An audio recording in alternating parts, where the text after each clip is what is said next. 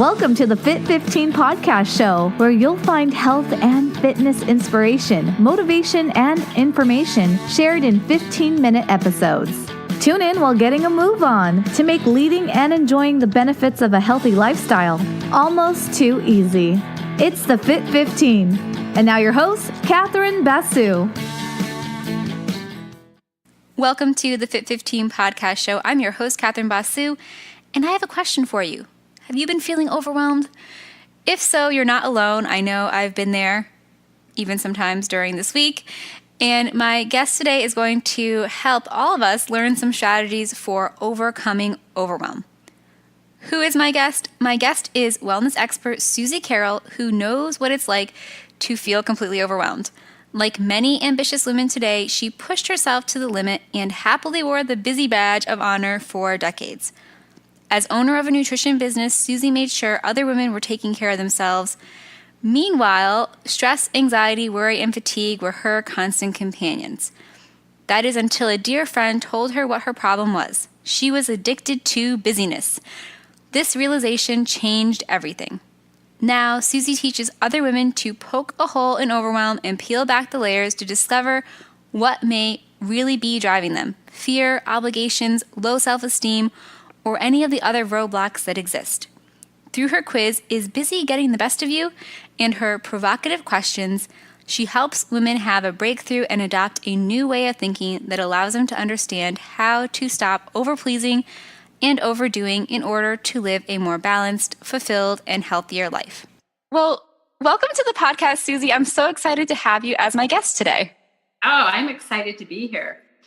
So, you talk a lot about practicing sacred selfishness, and I think this is really in line. I know the show is, a fitness-focused show, but I just came back from a fitness conference where we talked a lot about self-care being healthcare, so I think there's probably a good tie in there.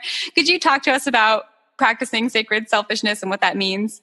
Sure. Okay, so the definition of sacred selfishness is the practice of prioritizing self, giving to yourself first so you have more to give to the world, but not from a place of resentment and depletion, but from a place of health and happiness, which ties in perfectly with what you just heard at that conference.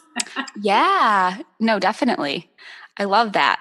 So how do we, go from having that definition to actually, putting that into practice, I guess?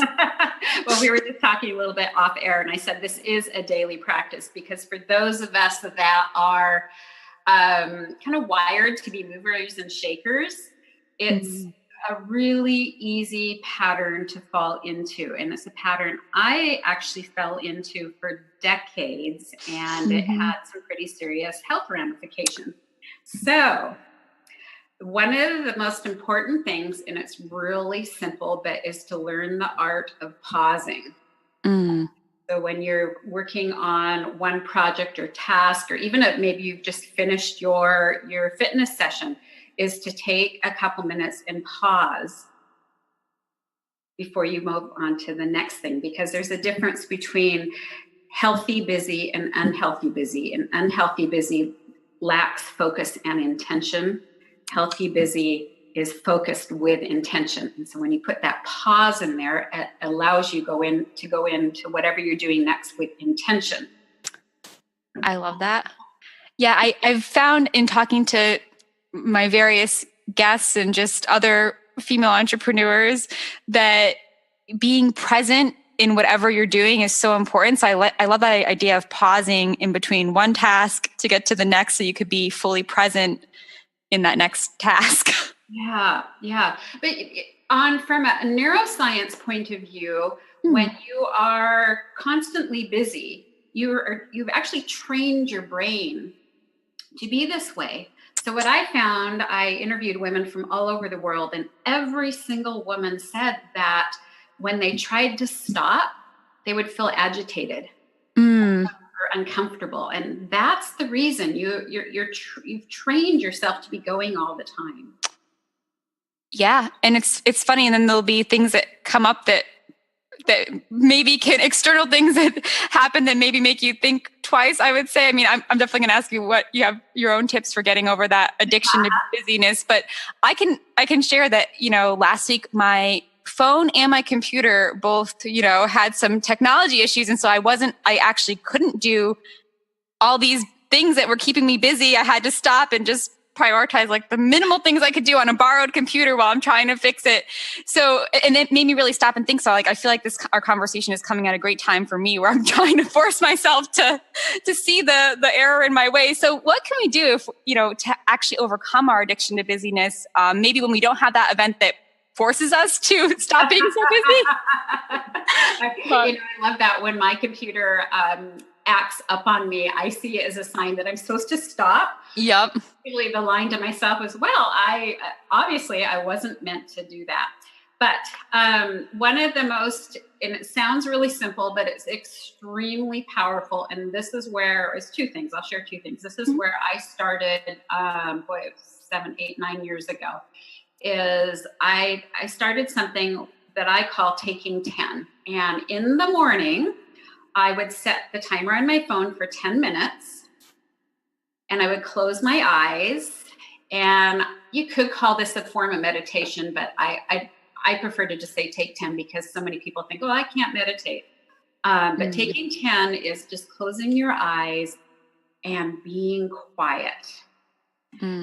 What I did when I first started is I had a notepad there, because my mind was so trained to be going all the time that I would get hung up on a thought. So I had my notepad, I'd open my eyes, I'd write the thought down, and then I'd close my eyes again. But this is how you begin to train your brain to allow it to relax. And I'm sure you probably see the same thing with fitness and muscle memory. Mm-hmm. Yeah, it's sort of the same thing. And I quickly went from 10 minutes to 40 minutes. And this was in an extraordinarily stressful time in my life. And I had to course correct. Yeah. I was like so blissed out. But just starting with taking 10 minutes or even 5 minutes will start to form new neural pathways. I love that.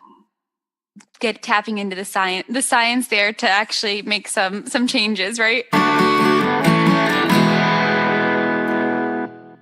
Hi friends, it's Catherine, and that sound is your halfway point reminder if you are joining us and getting in an out and back walk and only have 15 minutes, you want to turn around now. All right, back to Suzy. Yeah, exactly. Yeah. And then the next thing I did was, and at this point in time, I owned a thriving nutrition store. Mm-hmm. That I would, be busy all day at my nutrition store. I'd come screaming home. I'd come through my door and I'm opening mail. I'm getting dinner prepped, just doing everything. And what I did was I inserted that pause. So I made a rule for myself when I got home from work. I stopped for 10 minutes. Mm-hmm. And again, it was inserting a transition. Otherwise, what happens, you get to the end of your day and it's just been a blur. I'm sure you know what I mean. Yeah. No, yeah. For sure. For sure.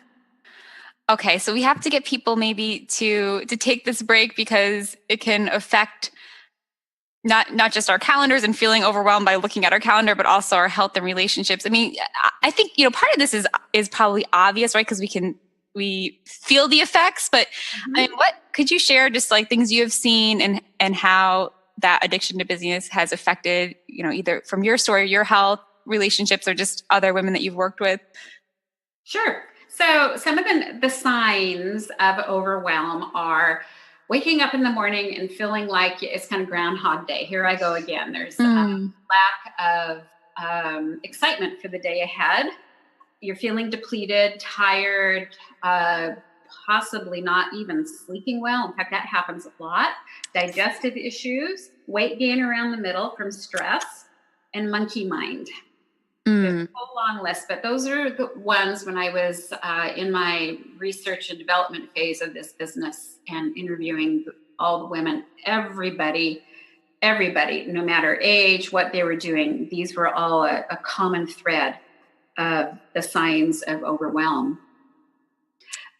But you do start to, when life becomes a blur, you start to lose a level of enthusiasm. Mm. And then the other thing to know is overwhelm is largely an emotional state. And it's important to understand what is driving your busyness. And almost always what is driving your busyness is an unmet need. So I'll use myself as an example. Mm-hmm. My unmet need was, this goes back to childhood stuff, sure. But my unmet need was appreciation and wanting to fit in. Mm-hmm. And before I realized that, it drove me to overplease, overdo, overextend, say yes all the time. Sure. Yeah. And then once I realized that, I was able to step back and ask myself, all right, what's my why in this? Why would I say yes to this? Or why would I say why would I want to do this? And if I'm feeling that, I need to fill up that empty void of not feeling appreciated, then I step back and say, well, how can I do this for myself? No, I love that. Yeah, I think, that finding that why is so important. I mean, I try to push my fitness clients to do that because why they're going to be motivated to stick with what they're doing. Like, the ones who are more successful are tapping into that more. But I think the flip side is true too. Why are we doing these things that we might not really feel like doing? Some we have to do, right? Like I have to do my laundry even though I don't really want to. But you know what? You don't have to do it right now. And I use the analogy all the time is if you hear yourself saying, I should, I need to, I have to, ask yourself, what is it I want to do? And you go do what fills you up, what nourishes your soul. And then when you come back to doing the laundry, you're doing it from a place of feeling fulfilled, not depleted. That makes sense. Yeah. No, I love that. So I know we might have to have you back because you have so many good nuggets of wisdom. And I'm a sucker for, tying things to the science. And I love how you have all these examples that go to the neuroscience of how we work. But one thing I love that you have that maybe you can chat with us for the listeners, it's a free thing that they can try, before they might look into working with you more one-on-one is your quiz about is busy getting the best of you. Could you describe that for our listeners? Yeah, I love my quiz. So the quiz's title is Busy Getting the Best of You. And it's what I call an old-fashioned quiz because I think a lot of people are starting to distrust those online quizzes because they collect information. So right. You jump on my website and right there you'll see how you can access the quiz. It takes like 2 to 3 minutes to answer the questions. And then it'll tell you where you're at on that busyness scale. And depending on where you're at, then there are actionable steps. It's simple, easy, actionable steps to start changing your course because we're always course correcting. And that's why I called Sacred Selfishness a daily practice. But the quiz is very illuminating without being overwhelming, which would defeat the purpose. Sure. Sure, for sure. Well, I'm excited. I was sharing before we started recording that I really wanted to take it. I have not taken it yet. And maybe it was, a little bit of, I'm afraid to know the result, but I'm excited to check it out myself. And I'm sure it will help me, moving forward and reorganizing myself with my, my sign of the computer and phone issues that happened to me last week. Absolutely. Yeah, sacred selfishness is really about making your well-being a non-negotiable priority. And especially women who are nourishers, pleasers, and givers. And those are all beautiful traits, but those are the very traits that trip us up. Right. So to be as kind to yourself as you are to other people, that's all part of being sacredly selfish for yourself. No, I love that. Well, I really enjoyed chatting with you, Suzy. I'm excited to take the quiz and then and check out the website more. I know you also offer free conversations for people. So where can people, if they're feeling like they need a little bit more support, where can they find you, or just kind of keep up to date? I know you have your blog and you are on social media as well. And I'll put all this in the show notes, but just so that they can hear it at least one time before we say goodbye. Yeah, if you jump over to my website, you'll see everything, which is Suzy Carroll, SuzyCarroll.com. Mm-hmm. I also have a Facebook group, which is called Sacred Selfishness, the practice of prioritizing self. So if you search for that, you'll find that. Mm-hmm. And I'm on Instagram and Facebook, and I keep it simple. That's about it. Yeah, I love that. Awesome. Well, thank you so much for being my guest today. It's been a real honor and really fun chatting with you. Oh, my pleasure. Thanks for listening to the Fit 15. For show notes and more, visit fitarmadillo.com/podcast. See you next time. Hi friends, it's Catherine. Just wanted to pop on here for a few little notes before letting you go. First, if you enjoyed this episode, you probably want to go back and check out yesterday's episode because it was also targeted towards women. I had on Melissa Botello, who is a heart disease survivor, to talk about her personal journey and signs of a heart attack in women. So really important for anyone to listen to, but especially for the women. Don't miss that. The last thing that I'll leave you with is the fact that today is Friday, at least when this episode is going live. So you want to make sure you subscribe to the podcast today so you don't forget to tune back in on Monday when I'll release a new episode. And you can use that to just get some inspiration and some information for your own health and wellness journey, but also to use it as a reminder, almost like I'm your own personal trainer without you having to pay me, to get up and get moving. So I hope you will subscribe, leave a rating and or review over on iTunes or Stitcher or both to make my day, and hope you have a wonderful weekend. I will chat with you on Monday if you subscribe. Bye.